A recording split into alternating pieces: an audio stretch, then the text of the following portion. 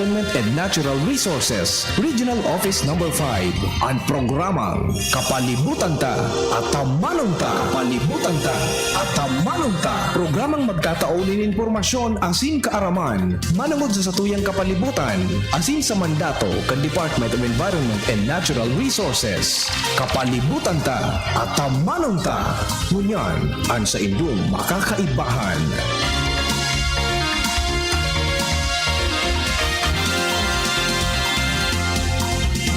Marakay na aga, sa gabos na mga paraan tabay, mga kaimanwa, kamusta po kamo? Ako po si Joan Mariscotes para sa programang Kapalibutan Ta at Tamanon. Makakairibanan nindo kami ngunyan na Webes, Pecha 17, kan bulan ni Marso, taon 2022. Mapaabot kami sa indo ni mga impormasyong may kinaaraman sa pang-urual daw na buhay bilang sarong namamanwaan na nagmamakulog sa tuyang kapalibutan. Para sa inyong mga kahapotan, mag-upload sa station sa 4805509 puon alas 11 sundo alas 12 ning pagkauto kada Miyerkules or sa CP number na Globe 0926-708-9933. Ulitin ko po sa cellphone number na Globe 0926-708-9933. As in man po kung kamo smart sa cellphone number na 0968 625651 at po sa Smart 0968-6256501. O kaya pwede man po kamo na magdulok sa samuyang opisina Lunes sundo Biyernes poon alas 8 sundo alas 5 ning hapon. As in pwede man na magpadala kan sa inyong mga kahapotan o mga suhestyon sa samuyang opisina na makukuha sa Regional Center Site Arawis, Legazpi City. Kami sa inyong man na naantabayan sa internet as in sa Facebook page kang DZGB.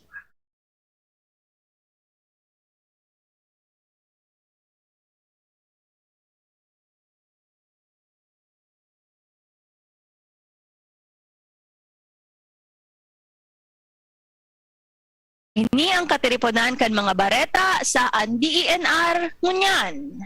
DENR Bicol nagpagirumdom na pinagbabawal ang pagkaag nin election campaign posters sa mga kahoy. DENR Bicol suportado ang Bulusan Eco Adventures launch. Tulong Serpent Eagles binuhian kan 2022 World Wildlife Day. DENR Bicol naghahanda sa selebrasyon kan World Water Day. Sarong Asian Water Monitor Pig Rescue kan Senro Iriga.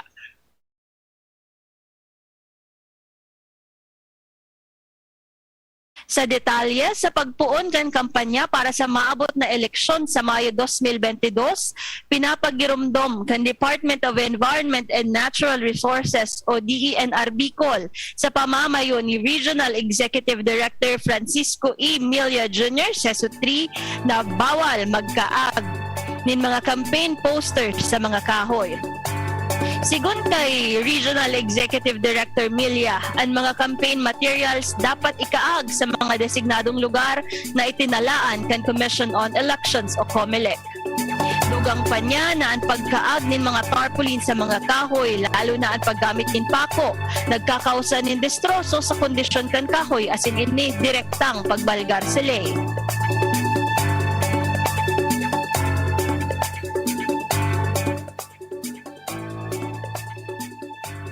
Katakod ka ini, dapat ng voluntaryong haraliun mo niyan kan mga kandidato asin sa indang mga supporter kung may mga ikinaagsinda sa mga kahoy. Ang siisay man na magbalgar asin mapatunayan na nagkasala, papatawan ni nagkakanigong padusa sigun sa Republic Act 3571 asin Presidential Decree 953. Pagkakakulong sa laog ning 6 na bulan sundo 2 taon umulta sa kantidad na 500 sundo 5,000 o parehas na pagkakakulong asin multa ang penalidad sa pagbalgar sa PD 953.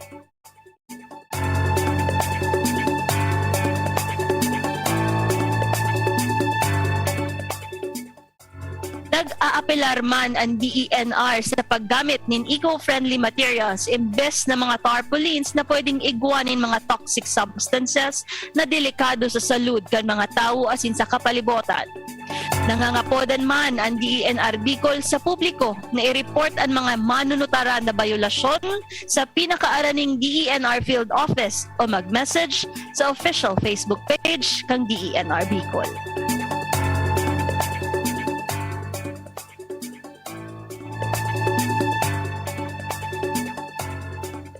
Mientras tanto, ang DENR Bicol sa pamamayo ni Regional Executive Director Red Francisco Emilio Jr. Sesuti, suportado ang reopening kan Bulusan Volcano Natural Park o BVNP. Nag-atindir man ang mga opisyales kan blessing as in inauguration kan Bulusan Ecotourism Center as in facilities na pinanginotan ni Sorsogon Governor Francis Chis Escudero, kaiba si Department of Tourism o DOT Bicol Regional Director Kirby B. Aguas as in Bulusan Mayor Mike Gigoy Saico kan Marso 5, 2022 sa BBNP.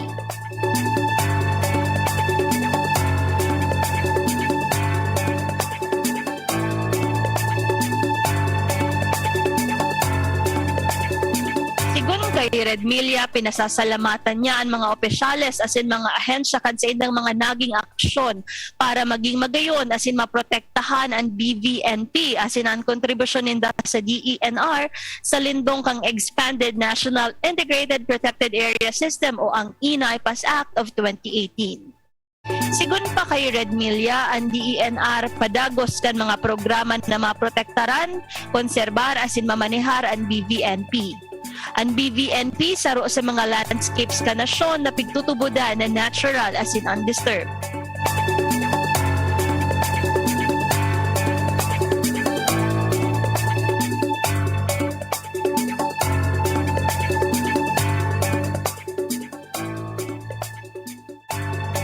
Ang Bulusan Lake igwamanin 27 na ektarya as in apat sa 72 na species ng terrestrial fauna na itala sa Bulusan Lake as in pigkonsidera bilang high conservation priority base sa indang global status sa irarom kan International Union for Conservation of Nature's o IUCN Red List of Threatened Species, arog kan Golden Crowned Flying Fox, Southern Luzon Giant Cloud Rat, Philippine Warty Pig as in Luzon Tariktik Hornbill.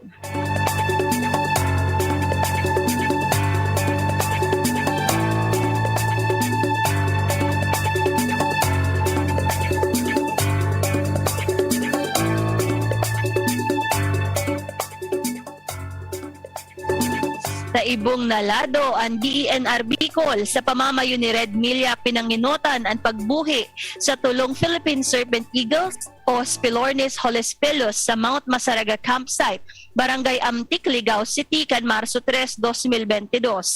Ini katakod kan selebrasyon kan 2022 World Wildlife Day o WWD na may temang Key Species for Ecosystem Restoration.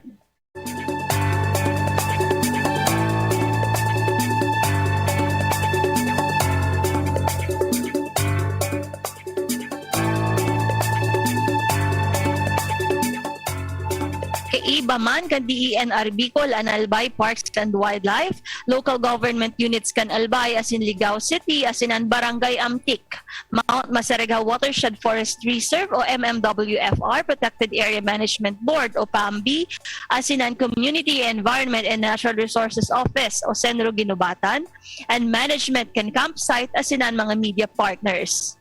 Nagkaigwaman in Information, Education and Communication o IEC activity ang APW resident veterinarian na si Dr. Franz V. Colombo as in Provincial Veterinarian Dr. Pancho Armelia. Manunungod sa key features ng Philippine Serpent Eagle, proper care, pagkonserbar as in ang importansya kan mga ini. Tinawan doon man ang populasyon kan serpent eagles as in ang mga threats sa wildlife. Sigun kay Red Milla, protect our wildlife to protect ourselves o kaipuhan na maprotektaran ang mga wildlife para maprotektaran kan lambang saro ang mga sadiri.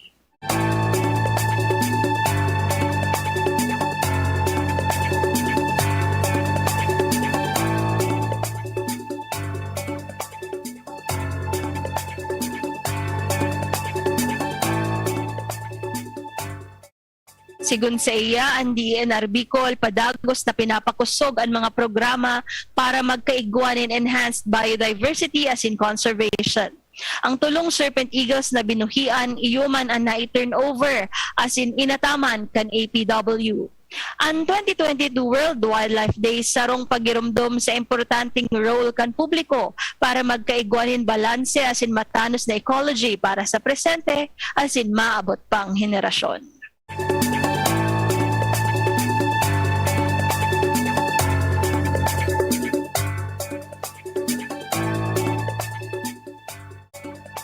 Mientras tanto, ang DENR Bicol, kaiba ang Provincial Environment and Natural Resources Office o Penro Sorsogon sa pamamayo ni OIC Penro Tito Armigo as in ang Municipal Local Government Unit kan Irusin Sorsogon sa pamamayo ni Mayor Alfredo J. Shello Jr. naghahanda na para sa selebrasyon kan World Water Day na may temang Groundwater, Making the Invisible Visible sa Marso 25, 2022 sa Nature Spring Resort sa Barangay Monbon, Irusin, Sorsogon.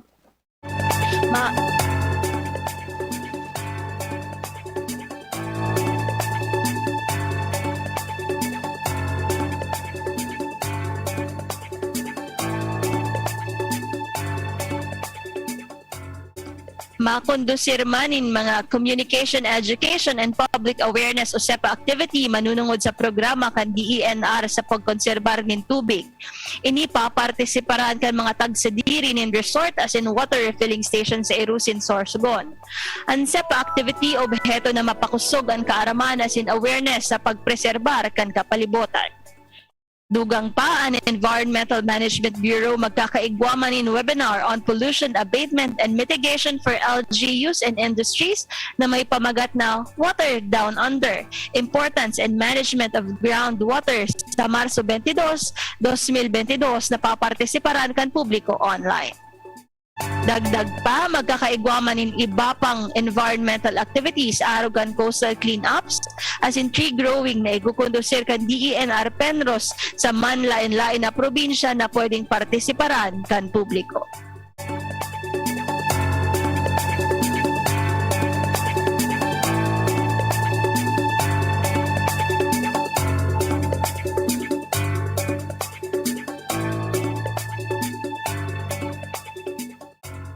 Sa ibong nalado, pig-rescue kan Community Environment and Natural Resources Office o Senro Iriga sa pamamayo ni Senro Nestor Franz A. Fortuno ang sarong Asian Water Monitor o Verano Salvator sa Bagong Bayan, Baaw, Camarines Sur kan Marso 7, 2022. Ang nasabing bayawak aksidenteng nakasabit sa abandonadong pangke sa Laogan Farm na kagsadiri ni Janjan Brusas kanasabing lugar. Dinaraan bayawak sa Senro Iriga asin sa tabang kan mga personahes kan Senro. Ang sukol kaini 90 cm asin may laba na 1.6 kilos ang gabat. Base sa assessment, ang bayawak marhay ang salud daing lugad asin aktibo ang hiro. Kaya initulos man pigbuhian sa gilid kan salog ni Nuaras, Iriga City. Base sa International Union for Conservation of Nature o IUCN na Red List of Threatened Species, ang nasabing bayawak kabale sa kategorya ng conservation na least concern. Padagos at pangapodan sa publiko ni DENR Bicol Regional Executive Director Francisco E. Milia Jr. na i-report ang mga nahihiling o nanutaran na mga illegal na pag-ataman kan buhay layas, tanganing sinda, ma-rescue asin makalikay sa pagkagadaan. Ini ang katiripunan kan mga bareta sa DENR Ngunyan.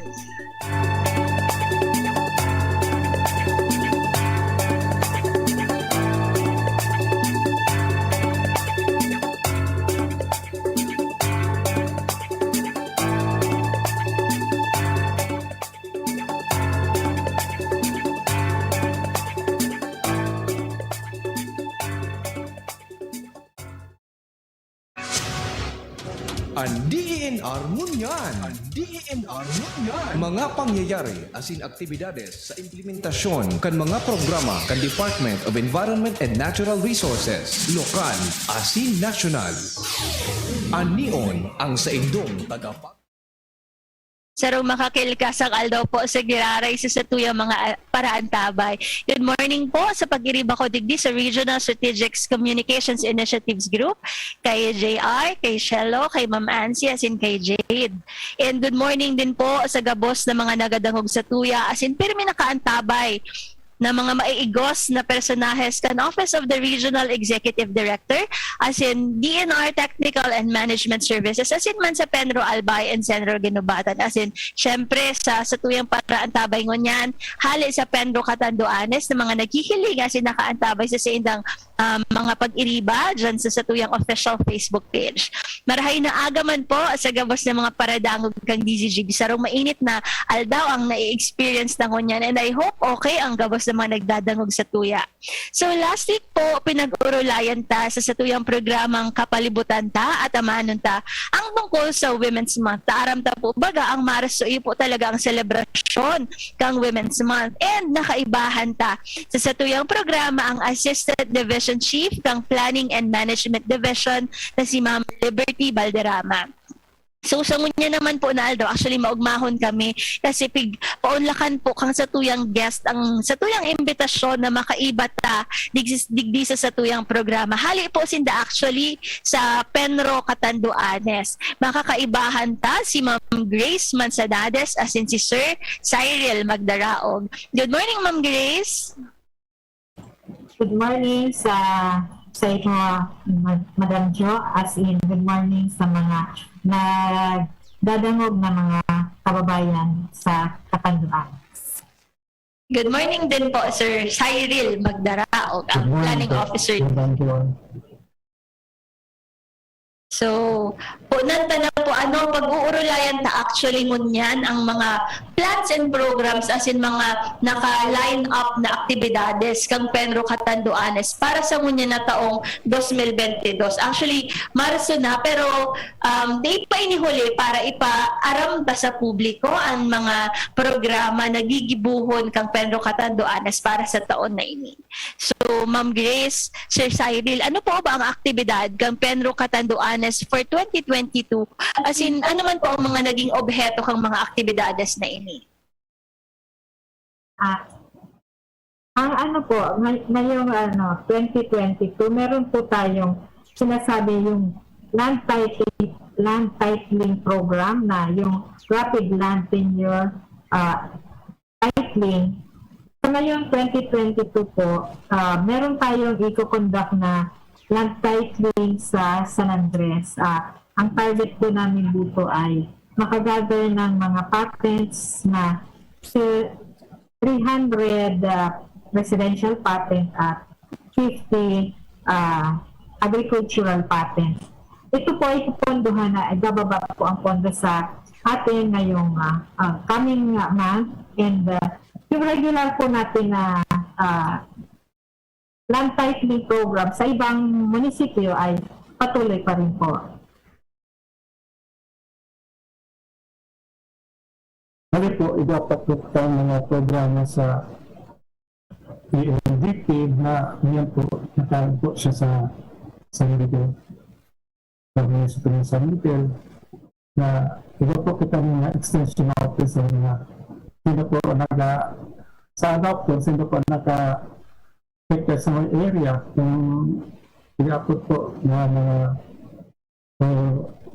para po tama ang mga dapat na species na itatanim. Sino po man ang nakiko-ordinate sa mga local officials para sa success implementation ng program. Ito naman po, kita po na stewardship assessment. Hindi po sa mga ibalbaron ng mga expired CSs na kung ipapalabas pa sila or for continuation for 25 years. Naman po sa field assessment, ganyan po, bali implementation na po sa victim. So, victim cave. So, ang sa po yung focal person, nakikipag-coordinate po sa Sangguniang Bayan, ng San Andres, and sa victim barangay council para ma-implementar ng maayos ang pag-manage kang pweba. Meron din tayong sa Enhanced Biodiversity Conservation, PICONDOSIR po yung survey and registration of protected area occupants. Last year po, 2021 po, nakakonduct tayo ng 11 barangays and then yung additional na 54 barangays. So, in total na po ay 65 barangays out of 72 barangays that occupy the for Catandanes Natural Park. At meron na din po tayong delineation of the Catandanes Natural Park na lagay po ng muhon doon na 136 na muhon and then 400 signages para po demarcate na natin yung boundaries ng protected area para maiwasan na po ang mga encroachment activities doon sa ating protected areas.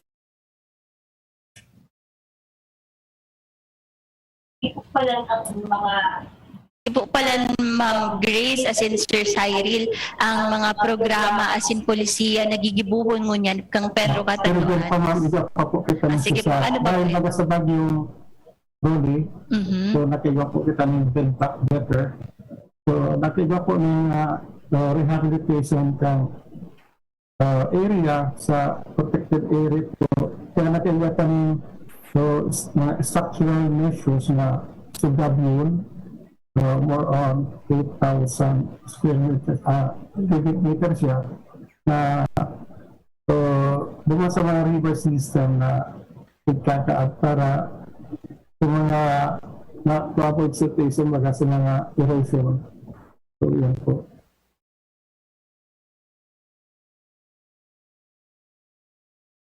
Kasi bago po, Na-mention po ni Sir Cyril and Ma'am Grace ang mga aktibidades kang Pedro Catanduanes na nakaangkla po sa 10 priority programs ng DENR. Kasi bago actually binabanggit niya ang tungkol sa Expanded National Greening Program.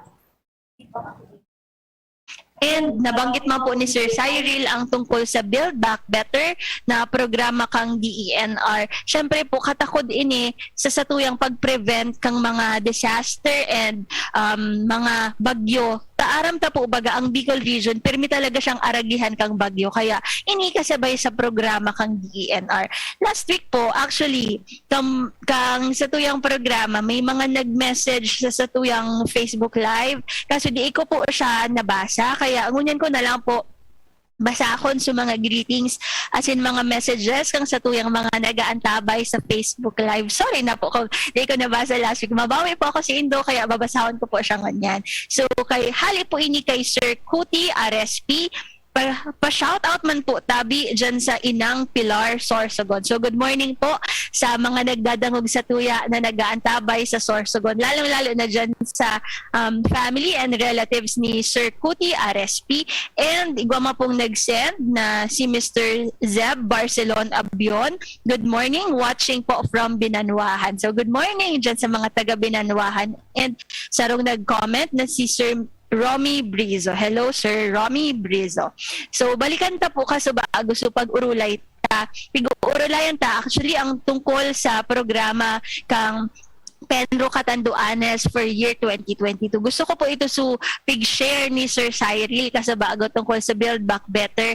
Actually po, dahil po tapos na ang 2021, nahiling mi na po ang mga accomplishments kang DENR Bicol for year 2021. Manunungod digdi sa mga bamboo plantations as in progress na kang Build Back Better. Actually po, sa nakaaging taon, nakatanom kita ki 428,571 bamboo propagules in 1,072 hectares po kang ning bamboo plantation sa bilog po ining Bicol Region.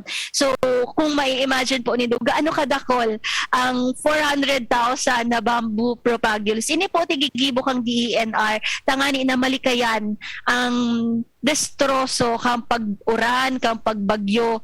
Tangani handa po ang Bicol Region kung sakali man na syempre data malilikayan na pirming igwang nagaabot na bagyo sa Bicol Region. So kaso bago po Sir Cyril, Ma'am Grace, na-news na po so tungkol sa election ban kapag kaag ki mga campaign materials pagpako kang mga tarpaulins as in iman lain-lain pang campaign materials sa katakod kay ining maabot na May 2022 elections. So sa Pedro Catanduanes po, syempre digdi sa Albay iba man ang pangyayari. Igwa kitang mga Oplan Baklas. Ano man po ang tigigibong lakdang o tigsasagibo kang Pedro Catanduanes para digdi sa pangapodan ta sa DENR? Similarly po, igwa din po bang nangyayaring Oplan Baklas ngunyan sa Catanduanes?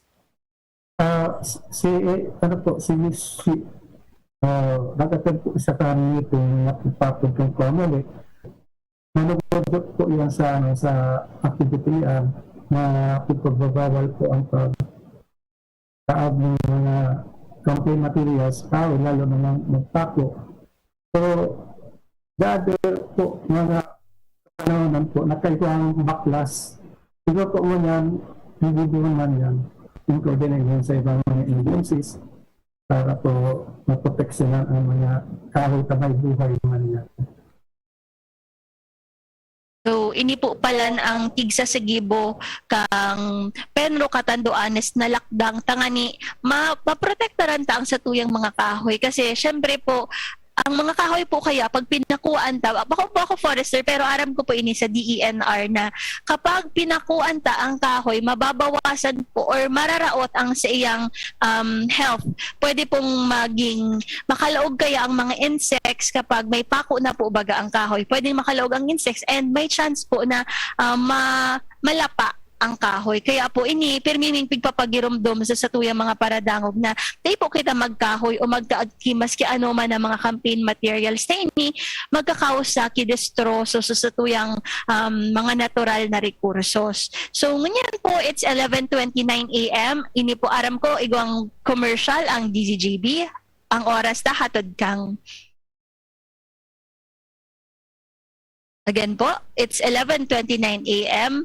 Magkakaigwa po kita ng commercial break. An oras hatod sa Indokang Revicon, lakas ng 5, Revicon Forte, Cobra Energy Drink, Cobra the #1 energy drink. Angat ang lakas mo. ATC Vitasync. Mag-ATC Vitasync na sa oral daw. ATC Vitasync sa presyong abot kaya. 5 pesos and 50 centavos kada kapsula ang SRP. Makukuha sa Mercury Drug, South Star Drug, Watsons, Rose Pharmacy, Pure Gold, SM Supermarket, Alpha Mart, mga butika, asin sa mga supermarket nationwide. Gibo kan ATC Healthcare, your trusted life ally. Ascorbic acid plus zinc is the generic name of ATC Vitasync. If symptoms persist, consult your doctor. Neozep, ang mabilis sa sipon at lahat ng sintomas nito. Phenylephrine HCl, Chlorpheniramine Maleate, Paracetamol Neozep Forte, Tanduay Ginto, Ibang Ginto, Alaxan FR, Ibuprofen, and Paracetamol Alaxan FR. Isang Alaxan FR, tapos ang sakit ng katawan. Tibay mas abot kaya na? Mag-Bear Brand araw-araw. DENR Antabay. DENR Antabay.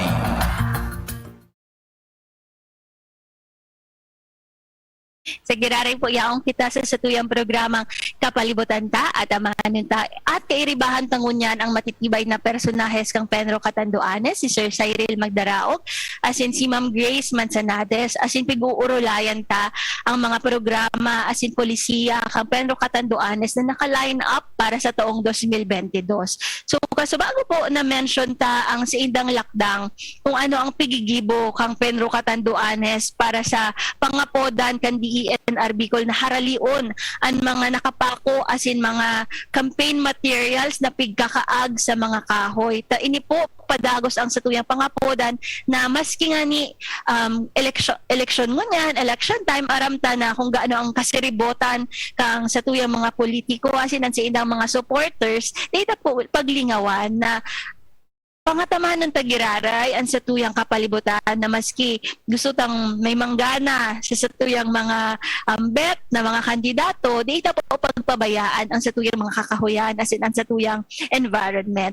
So sa ngunya naman po, pag-uurulayan ta kung ano po ba ang mga aktibidad na gigibuhon kang Penro Catanduanes, igo po ba sinang mga naka-line up na clean up activities? Igo po ba sinang naka-line up na mga tree growing activities? Ganyan po ba lang, tigagamit ang word bako na tree planting, tree growing activity na po. Kasi pag sinabi tang tree planting, tatanumon mo sa na ang kahoy, pero papabayaan mo na siya.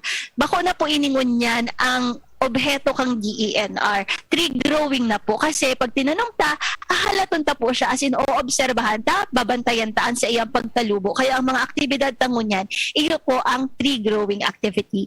So Sir Cyril, Ma'am Grace, igo po ba kamong mga naka-line up na activities sa Penro Catanduanes? Kami sa Penro Catanduanes, every environmental activity na schedule natin, gaya na mga World Wildlife Day, coastal cleanup, meron tayong mga tree growing activities. So, kami po propose po kami ng nursery establishment doon sa aming opisina para dito po sa mga activities na to, meron tayong ma-supply sa ating mga partner agencies, stakeholders na tanim po sila at makaalaga ng mga kahoy. Sa ngayon po, itong mga lahat ng itong mga environmental activities natin, meron po siyang tree growing at saka environmental cleanup. Pasensya na po, Ma'am Grace. Minsan na mute ko ang sa kuyang microphone kasi po para maiwasan ta ang feedback. Iyo po baga talaga ini pag tigsasabi tang new normal, kay puhan tang mag-adjust. As in, adalon talaga ang technology, as in kung paano di kita mag-feedback sa tuyang radio. So, nabanggit po kang Penro Catanduanes ni Ma'am Grace kung ano ang mga activities na gigibuhon ninda sa Catanduanes. Lalong-lalo na ngunyan kasi iyo po baga ang International Day of the Forest celebration. Kami nga ni po digdi sa Bicol, sa regional office, naghahanda man po kami para sa aktibidad na tree hugging photo contest. So abangan po nindo iyan sa samuyang Facebook page. Actually, nag-announce ko ini last week na igwa po kitang tree hugging photo contest. Katakod kang celebration kang International Day of the Forest. And imbitaran mi po ang mga manlain-lain na mga ahensyas di gobyerno, ang mga community, tao sa komunidad na mag-intra, as in mag-join digdi sa tuyang programa kasi po baga pigpapangapodan mi na kurupoon ta ang kahoy. Nata nga gustong kang DENR na kurupoon ang mga kahoy. Kasi po, araw kang explanation ko last week, pirmi po bagang symbiotic ang relationship kang tao sa satuyang environment. Dahil nga ni isa sa tuyang exchange kang oxygen and carbon dioxide. Pero aside po digdi sa scientific explanation na ini, grabe na po baga ang stress na namamatian kang sa tuyang community, ang sa tuyang mental health. Pwede pong nagkakaigwa din ining suffering, ang sa tuyang pang-urual daw na buhay. Kaya po kami sa samuyang advokasya na mas maparani kita sa satuyang mga kahoy, sa satuyang environment. Sarong paagi po kaini ining tree hugging photo contest. So imbitaran mi po kamo na gamiton ang sa idong creativity kung paano nindo mapapagayon ang photos na iti-take nindo habang tigkukupo ta po ining mga kahoy. Araw po ang explanation ko last week na kita po, igo kitang manlain-lain na love language. Pwedeng ang love language na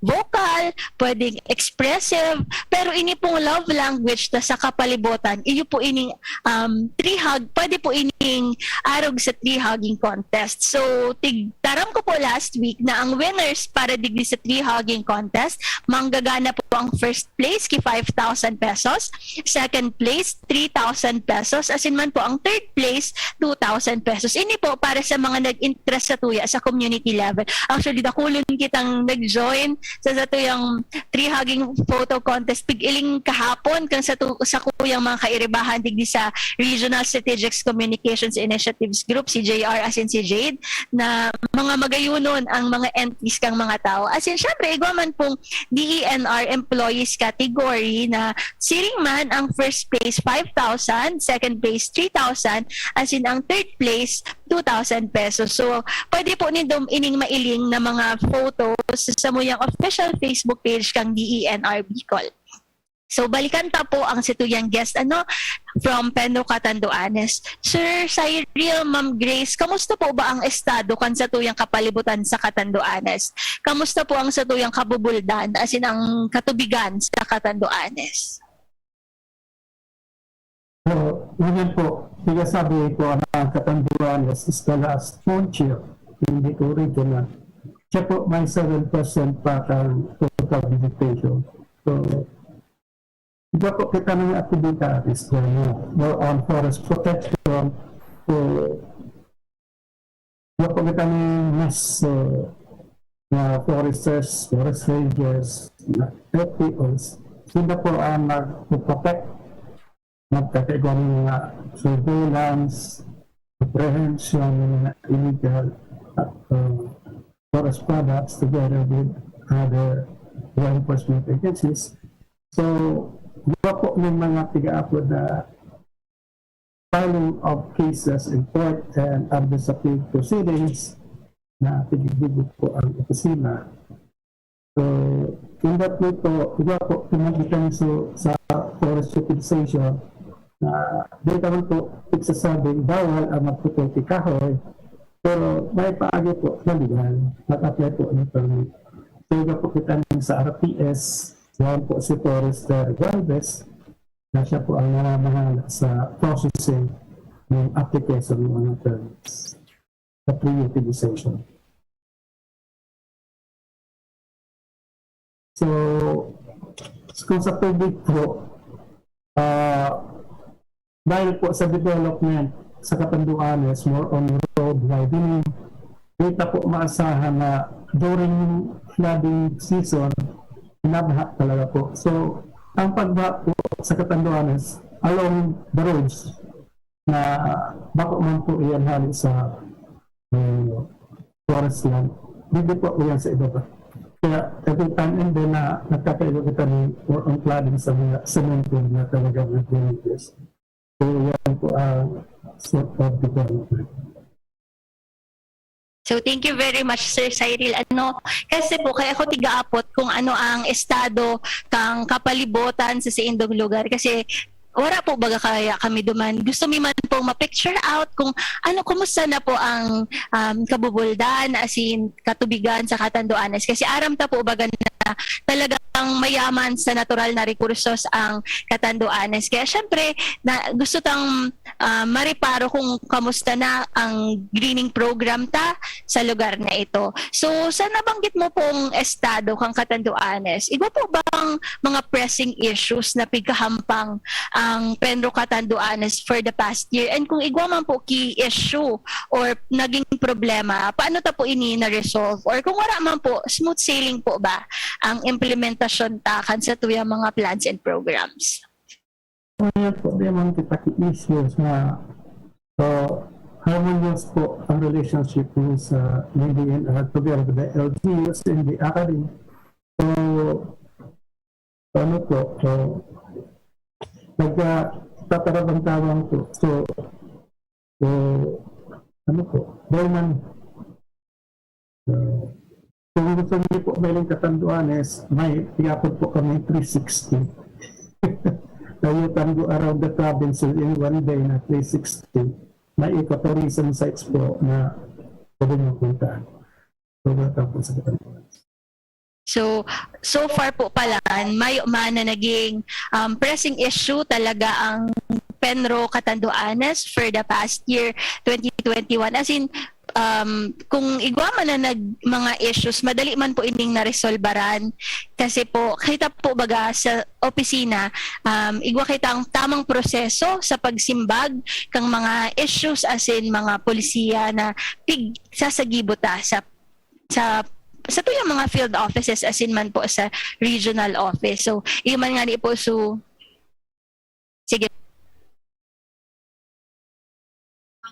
Siguro ang hindi naman siguro masyado yung pagkatanim ng abaka sa Catanduanes. So, parang Abaca capital ng Bicol Region ang Catanduanes. So, yung mga Abaca farmers, minsan hindi nila na namalaya, nakaka-encroach na sila doon sa protected area natin. Ngayon, kaya nag-demarcate yung Catanduanes Natural Park para po malaman nila yung boundaries ng protected area natin. Kumbaga po, ingatan po nila yung ating protected area para sa ngayong generation at saka future generation natin na makapagbigay po ito ng fresh air, malinis na tubig, at saka yung ating mga wildlife, meron silang habitat. So, sa ngayon po, meron kaming mga education campaign para sa mga farmers na ma-educate po sila kung hanggang saan lang po sila pwede magtanim. At saka kung meron man po sila mga farm lots, alagaan nila yung mga kahoy doon na nakatanim. Kasi meron tayong tinatawag na National Greening Program na ini-establish natin para yung mga na-deforest na mga kahoy, mataniman ulit natin yung ating forest para maging green pa rin siya at saka makabalik ang dating pagiging last frontier or the reforested ang Catanduanes National Park. Tama po ito na hera sa tuya ni Ma'am Grace ang tungkol sa protected area kang Catanduanes, ang Catanduanes Natural Park. And sa iyang pangapodan po na sa tuyang Atamanon ang mga protected area digdi sa Bicol Region. Bako lang po sa Catanduanes sa bilog na rehiyon po. Since ini po baga kaipuhan tang pangatamanon dahil bako lang kita ang nyaon sa tuyang mundo. Dapat pag abot ng future generations magayon pa as in lush full ining sa tuyang mga protected area. So, katakot po kayo ni natig-share ni Campenro Catanduanes si Ma'am Grace. Gusto ko lang pong banggiton ang significant accomplishment kang DENR Bicol for 2021. Kasi po baga ining sa tuyang expanded National Greening Program. Actually, throughout the years, talagang significantly na-increase ang satuyang vegetative cover, ang satuyang kakahuyan.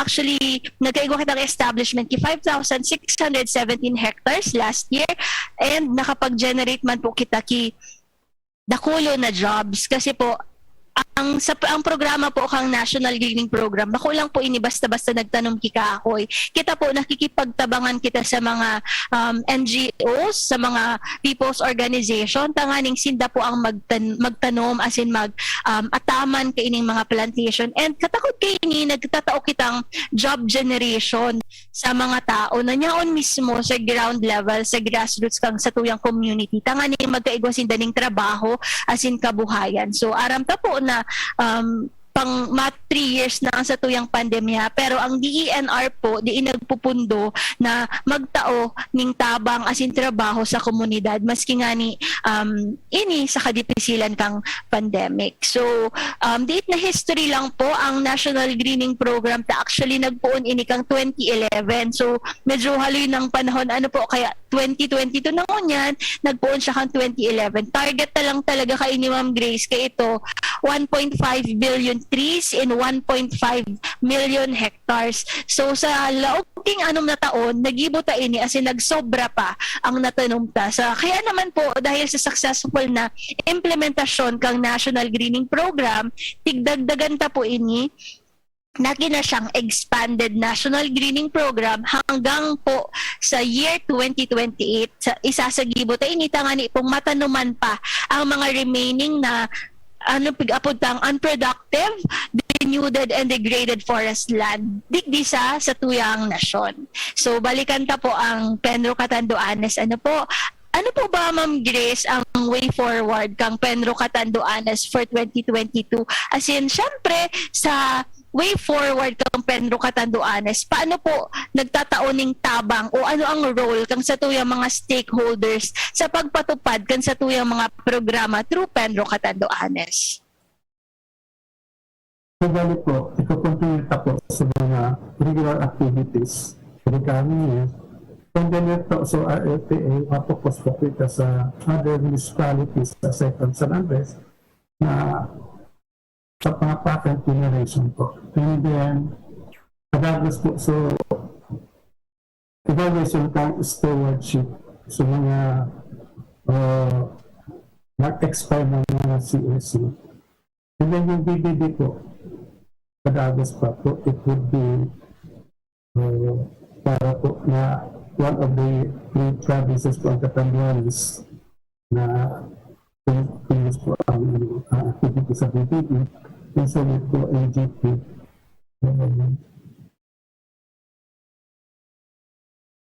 Ang pagkapa po kita ng safe production area sa San Miguel na kaya po piko kasi mga kung kurang kilo po ang require na talagang certified na siya as for a good seed source.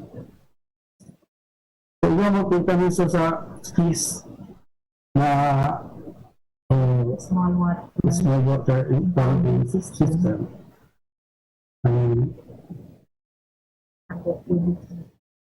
cubic meters per year to be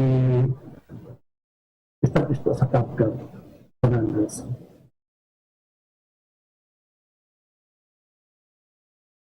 Pagagos man po so pag ano po sa mga permits o may magamit po sa mga private areas.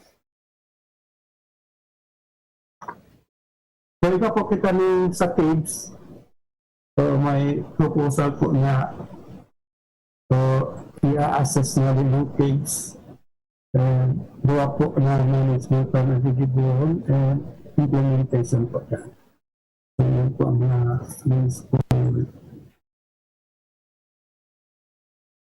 So, ini po pala ang way forward kag Pedro Cataduanes for year 2022. Actually, dakulo na ang nabanggit kan sa tuyang guest na sa indang mga activities. Nagpuon kita sa Ridge to Reef. Kaya po baga, dapat daapuon sa kakahuyan sa satuyang mga kabundukan, paduman sa satuyang kadagatan. Gabos po iyan, tig-target kang satuyang departamento tanganing gabos na mga parte kang ecosystem kan satuyang ecosystem kan satuyang mga natural na recursos ma-target na po ini asin matauan kimaray na programa asin polisiya. So actually, i-announce ko lang po na sa maabot na May 2021, magkakaigwap po kita ki tree growing activity, katuwang tapo digdi ang EDC, Bachman sa Sorsogon, and magkakaigwa din po kita ki MOA signing sa Sorsogon. Actually, next week po siguro, matao ako ki mas detalyadong news about digdi sa mangyayaring MOA signing sa Sorsogon sa maabot na Mayo 21. As in, pag abot naman po kang Banggi on May 21, magkakaigwa kitang trade fair.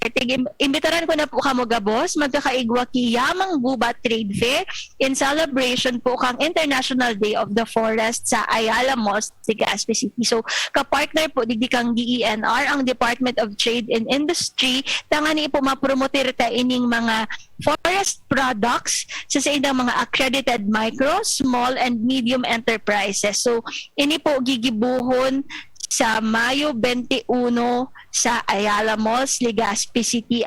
Ini pong trade fair, 5-day trade fair activity ay gigibuhon ta hanggang March 21 to 25. Advance ako mag-isip, Mayo na ako guys.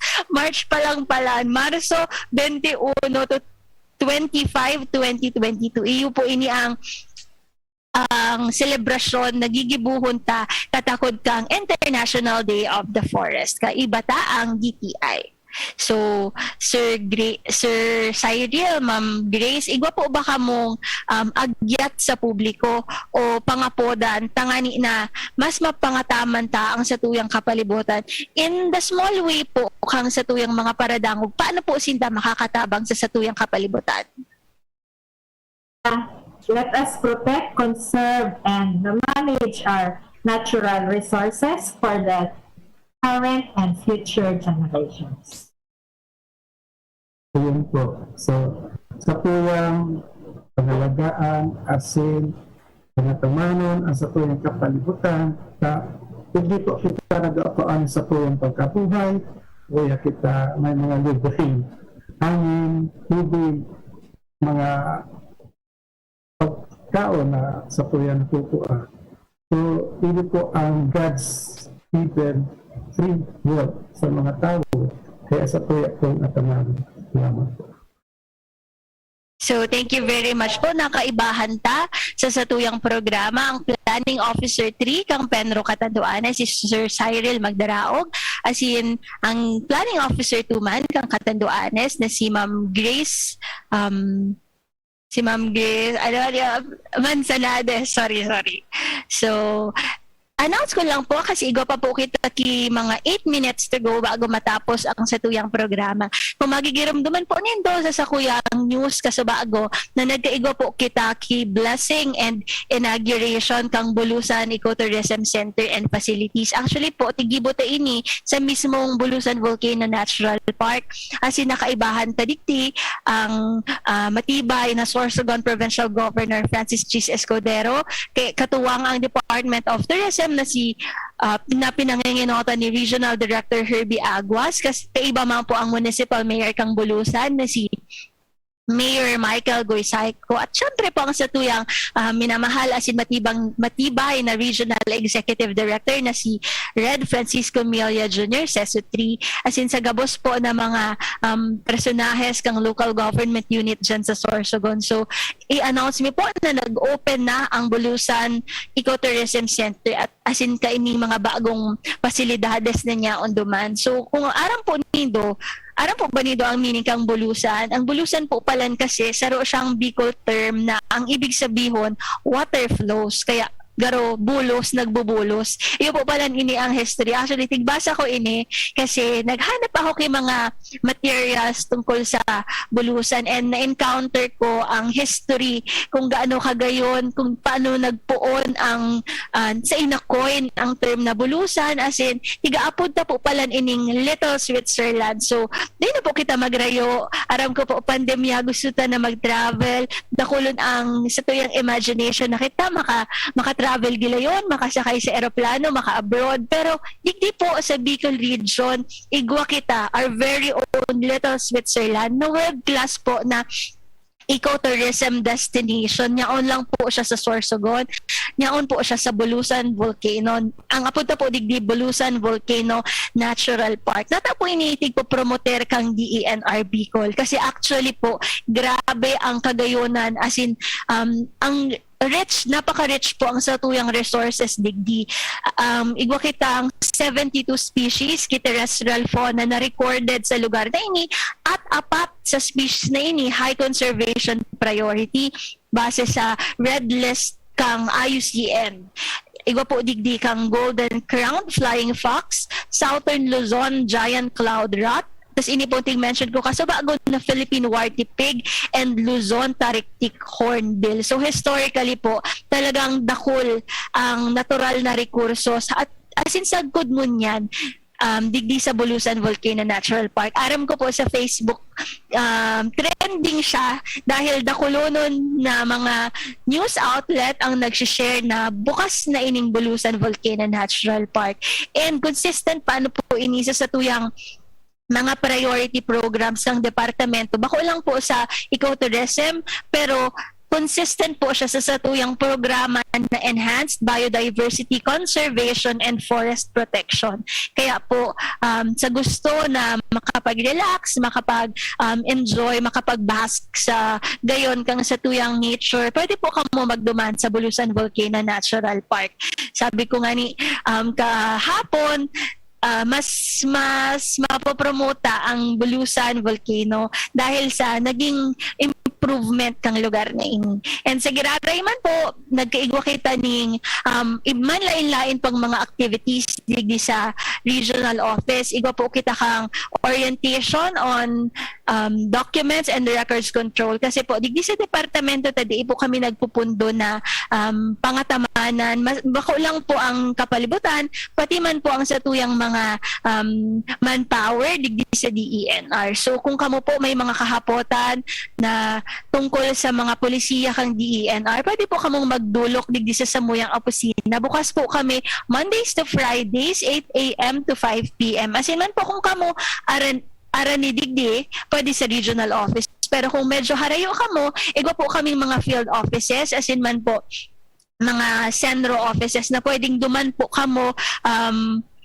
mag-raise kang sa indong concern kapag po may nahiling kamo o nanaturan na wildlife na gusto po nindong i-rescue o sa iling nindo illegal ang ang ownership kang wildlife na ini, di po kamo mag-hesitate. As in, pwede man po kamo mag-message sa samuyang official Facebook page. And so pigbabanggit ko po na mga phone numbers, so Globe and smartphone numbers, pwede po kamo duman mag-text. Tangani, mas makaskas po ang satuyang interaction na sinwasimbag mi po ang sa indong mga concerns tungkol sa satuyang kapalibutan digdi sa Bicol Region. So, nakulon po kitang napag-urulayan sa satuyang programang kapalibutan ta at amanan ta sa ngunya na aldaw dahil kay iba ta si Ma'am Grace and si Sir Cyril. Nahali pa po sinda sa katantuanes pero maski aram ko ang kasiribotan kang si indang planning division, talagang daisin na nag-hesitate na mag-intra as in mag-join digdi sa satuyang